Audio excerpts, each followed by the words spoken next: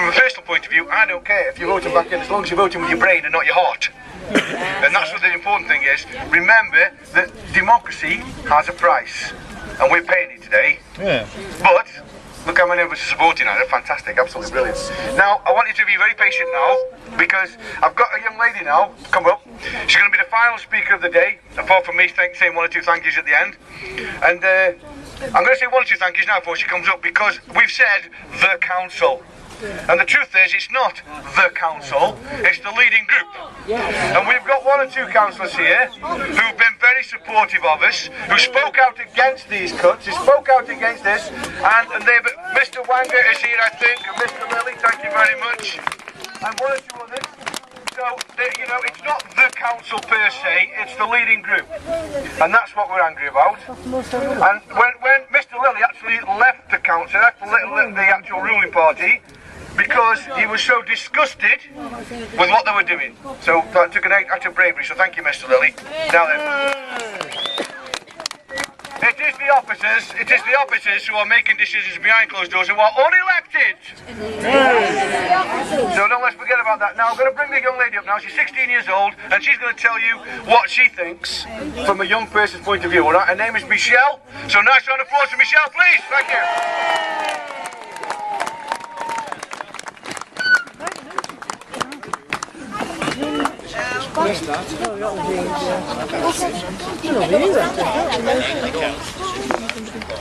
Hi, my name's Michelle and I'm 16 years old.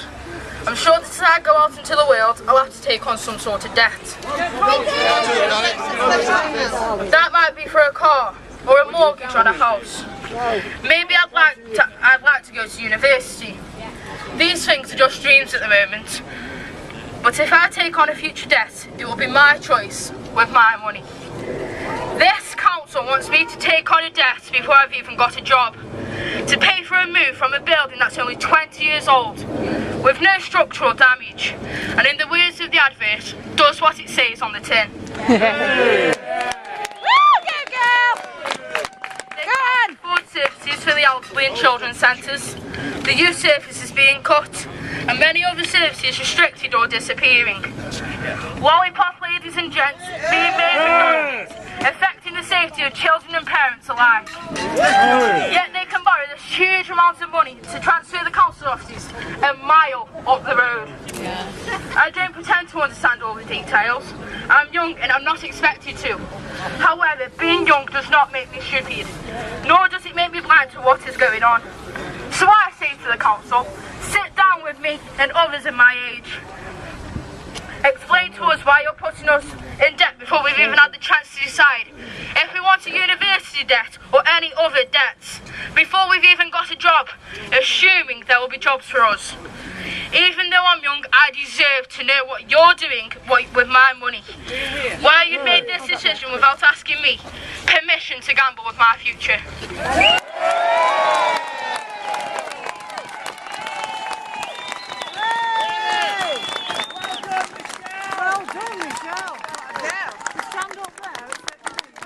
Now, we've just spotted someone in the crowd here, and a man actually we should actually say a big thank you to, because without his first initial anger about the damage it's doing to Stoke, the actual town of Stoke, along with another chap called Richard Barrett, who's no relation to me, as far as I know.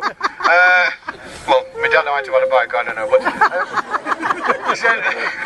this man's called Richard Snell, and he lives in Penkle, and he started to move to save our Stoke. So we're going to hear from him for a couple of minutes, but I've also heard that Paul Breeze is here, so wherever you are, Paul, wake yourself, no wave at me, and say thank you very much for supporting us as well. Excellent, thank you. So I'm going to get off now, and I'm going to say big cheer please for Richard Snell. Thank you very much.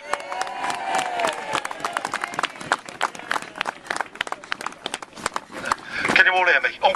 I'm not standing on that, my little legs won't take it. As you can hear from my accent, I'm not a Stokey. I'm a Londoner. I came up here 20 years ago. It's a third of my lifetime I've spent up here. Mr. Purves came up here 20 odd years ago, just about the same year as I did. We saw different things when we came up here. When I came up here, I, as a Londoner, was very happy to see something a bit like London. 6 towns, each with its own identity, each with its own way of life. You had the potteries in common and you had the mines in common, but every town was different. You had an academic centre, you had two wonderful market towns, you had a retail centre, you had a centre for law in Fenton, which often gets forgotten. It was a wonderful city to come to in so many ways, and I speak as a Londoner, because of this wonderful sense that this city was 6 separate communities and lots of little villages around them, and you all led your own lives. Mr. Purvis comes up here, and he's very proud to say that when he came up here 20 years ago, he saw in Hanley a wonderful business opportunity. Yes, I believe. And that's what it's been like. Hanley. I've got nothing against Hanley. I've got nothing against the people of Hanley. Let Hanley do well. Let Hanley prosper. But so should the rest of us. I'm going to say the names because the names haven't been said yet. Longton, Benton, Stoke, Tunstall, Burslem. Your towns, your communities, and this council is throwing that away. And I'm so happy and proud and thankful to the organisers of this march to see you all here today. 6 months ago, there were 5 or 6 of us who stood on a pavement just round the corner there outside the newsagent. We had our photograph taken by the Sentinel, and we wondered if that would be it. Well, it ain't it. No. Look at you. 6 months. What's it going to be like in another 6 months? What's it going to be like in 2015 when you go to the polls and you tell this shower stick behind us, we're in charge, we own this city, I live here now, and I'm proud of it. It's my city, not theirs. It's your city. It belongs to you. You own it. You're the bosses. You tell them what to do. Do not let them tell you. Thank you very much.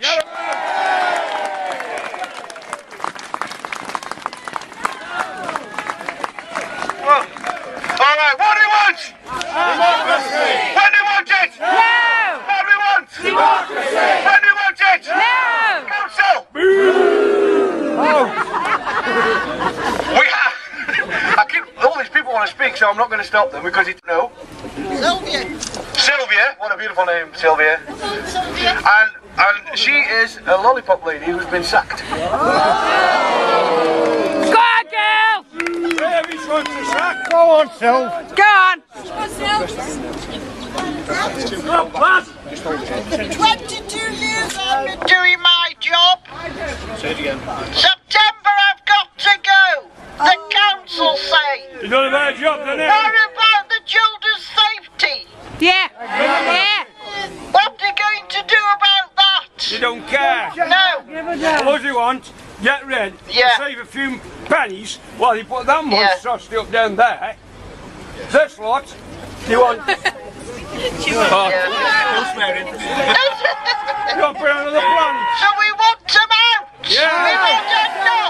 Yeah. Get rid of them. I say out. Out.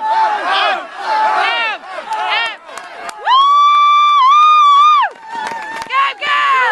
People say, you know, when you reach a certain age, you shouldn't speak in public. When you reach a certain age, your voice isn't important anymore. When you retire, Sylvia's voice is important. Probably the most important one today. Because I'm not going to lose any work over this. I'm self-employed. 22 years down the road, exactly. I'm not going to lose work over this, but we've got a young lady here from the market. She's terrified. Absolutely terrified that when this goes, the market's going to die. Yeah. And it's not just here, it's all over. They're closing buildings, they're closing facilities, they're closing services, they're closing amenities in all the towns, all the 5 towns where people live, and it affects people. And they're putting all this flipping money into the... Wait, they're putting the money into the one town where there's no people. I got these people stick markets. Well, the problem is, a gentleman here mentioned Middleport and Longport. What happened to those communities? They've been destroyed. Why are they not being rebuilt? If we want to rebuild this city, let's build some flipping houses. If you're going to borrow 40 million quid, let's build some houses that everybody wants to live in. Let's put the people in this city back in work.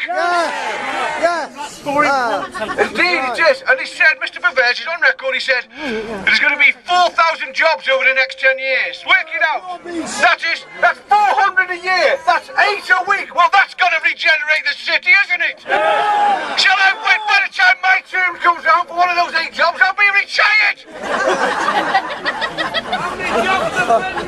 How many have been lost, indeed? And Mr. Pervez is saying, and he's got a point, and it's a very good point, and we should not knock him for this, that those who are on the low paid in this council will now be on the living wage and not the minimum wage, which is a great thing, but that's about 100 people. It's not going to cost them a lot of money. And Mr. Van der Laarschot just had a pay rise bigger than the average wage in this city. Do you think that's fair?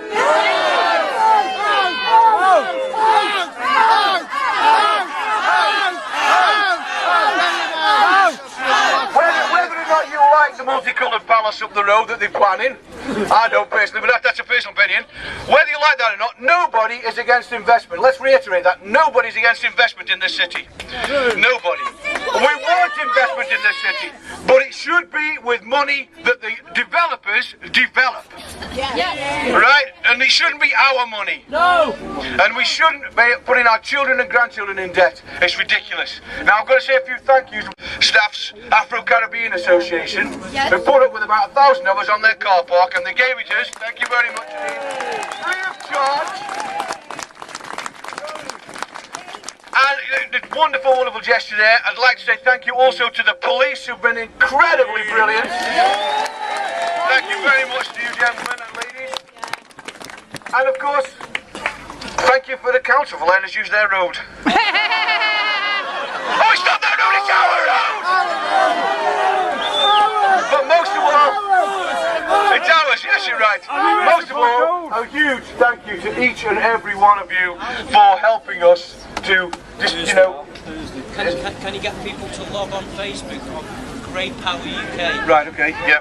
Now I've been asked, can you log on to Facebook on Great Power UK? Something I'm going to be joining sooner than I want to. And, because there's something on there. And can you come down here on Thursday? Yeah. Because on Thursday they're discussing in full council the cuts. The budget. Well, alright, I've been told it's the budget, but let's be fair, it's the cuts. Yeah, but they're going to kick us out. They can't kick us out. It's a public gallery, it's a public meeting. As long as we're not rude and we don't disturb them, they cannot kick us out. Alright? It's a public meeting. Because let's be fair, it's our building! Only our building! The more likely we're going to get press coverage. And the more of us that are here, the more likely we're going to get press coverage. Okay? So if we're talking about out, it's up to us to be here. The power is in our hands. It's up to us. And I've just had a message from one of the councillors to say that we shouldn't be doing this. We shouldn't be doing this on the cenotaph because it's disrespectful. I think the people this represents will be proud.